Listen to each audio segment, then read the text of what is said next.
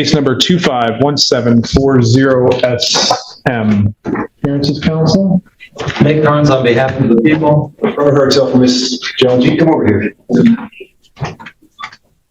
We are set for a pretrial conference. It appears we have a resolution in this matter, Mr. Carnes. Yes, Your Honor. It's my understanding the defendant will be pleading no contest as charged. The people are supporting a delay of sentence with a full dismissal if the defendant is successful on the delay. Success on the delay would be whatever programming is recommended by probation and no violations of typical probation conditions. Is that a Killebrew? Yes. Okay. And the reason for the no contest plea is potential civil liability, Your Honor. And so just so we're clear, the success is completion of programming and no violations. Correct, Your Honor. Mr. Hassel? That is accurate, Your Honor. Ms. Jones, have you heard what the attorneys have said the resolution in this case is? Yes. And is that how you wish to resolve it? Yes. Will you please raise your right hand? Do you solemnly swear or affirm that the testimony you give in this matter will be the truth, the whole truth, and nothing but the truth? Yes. Ms. Jones, it's my understanding that the agreement today is that you will plead no contest to assault and/or assault and battery. That is a 93-day misdemeanor and/or a fine of $500, and consecutive sentencing may be imposed if the offense happened in a place of confinement.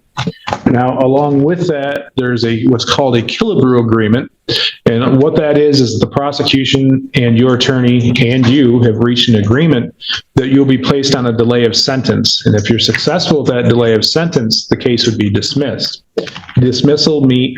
Success means that you complete all the programming that your probation officer requests that you do, and you not have any violations. Do you understand that? Yes. Now, if I decide that I do not want to go along with that agreement, you have the option to withdraw your plea. Do you understand that? Yes. Additionally, this is going to be a no contest plea due to potential civil liability. What that means is that the alleged victim in this case could potentially sue you for any damages in which she's incurred. A no contest plea allows me to read a document, looks like it's going to be a police report, and use that police report to determine whether or not there's a factual basis to accept the plea and to use that for sentencing purposes. Do you understand that? Additionally, a no contest plea cannot be used against you. So if you were going to plead guilty and this person sued you, that guilty plea could be used against you. The no contest plea means that it's not. Essentially, you're accepting responsibility without saying that you did it. Do you understand that? Yeah. And is that how you wish to proceed? Yes. Back on March 31st of this year, were you on probation or parole? No. Were you on bond in any other file? No. Then Ms. Jones, to the offense that on or about March 31st, 2025, here in the city of Cadillac of Wexford County, how do you plead to committing the offense of assault and/or assault and battery? No contest. Counsel, I've been provided with a Cadillac Police Department report, incident number 2500819. It's been marked as People's Exhibit number 1. Mr. Carnes, do you move for its submission? Yes, Your Honor. Mr. Hartel? Yes, Your Honor.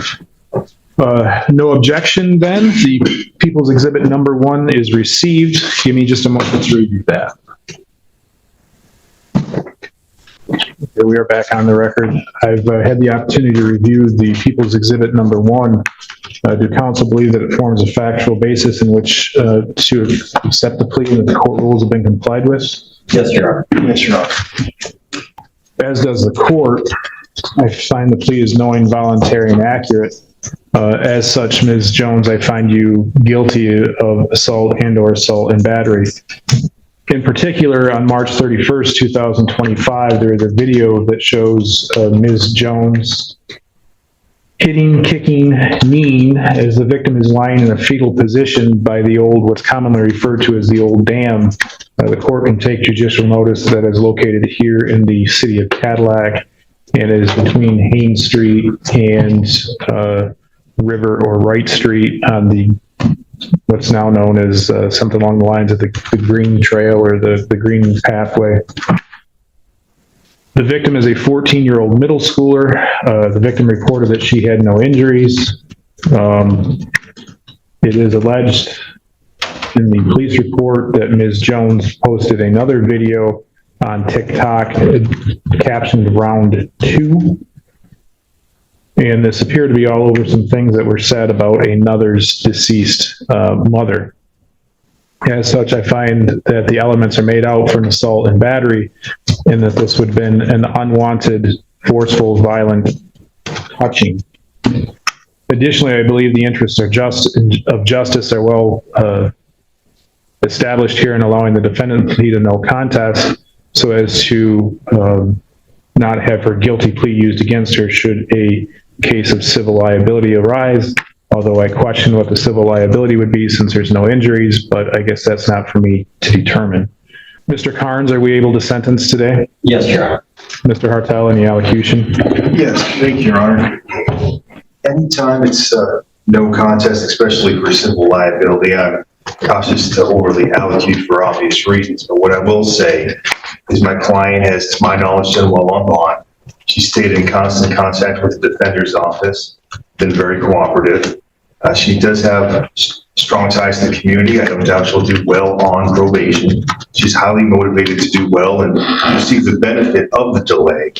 I, in these situations, always advise my clients if they don't do well, there is the risk of jail later, the loss of the delay, the public adult record. She's a relatively young adult. She wants to be able to pursue various careers and ambitions. At the moment, she's working at Qdoba. She's aware she owes some money on some older files, but she is going to, I believe, do a wage assignment, if I understand that correctly. She also has some friends with her in the courtroom who've been supportive throughout these procedures, and I don't doubt will continue to be supportive of her as well. I ask the court to uphold the guilty. Thank you. Carnes? Thank you, Your Honor. This is a disturbing incident involving a defendant and a 14-year-old. Clearly shows some lack of judgment, lack of maturity. However, the defendant does not have any prior convictions. I think ultimately this is a fair resolution of the file. I'd ask the court to place Ms. Jones on a delay of sentence of 2 weeks. Mr. Carnes, I know the CCH is relatively blank because she's just now 18, but there's some juvenile history, is there not? Your Honor, I don't show that on me, and I am familiar with Ms. Jones on some other things, but not where she was the defendant.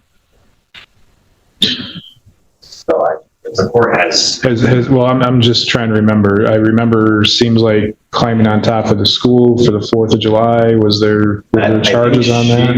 She was 18. That was resolved with a civil infraction, I believe.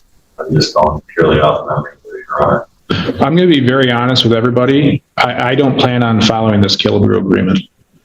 She's an 18-year-old who literally kicked and beat a 14-year-old in a fetal position on the ground because of something that was said about somebody else's deceased mother, and then had the gall to post another video of it on TikTok.